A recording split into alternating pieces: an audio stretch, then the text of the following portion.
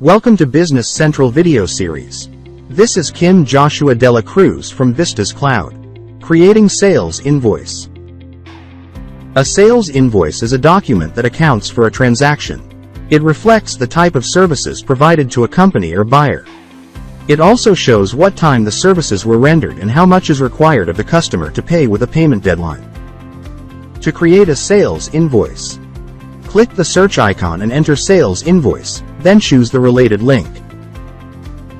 Click New to create a new sales invoice. In the Customer Name field, enter the name of an existing customer. You're now ready to fill in the Lines Fast tab with products you're selling to the customer. On the Lines Fast tab, select the type of product or transaction you post for the customer on the sales line. In the Number field, select a record to post according to the value in the Type field. In the Quantity field, enter how many units of the product or transaction the line should record for the customer. When the sales invoice lines are completed, choose the Post action.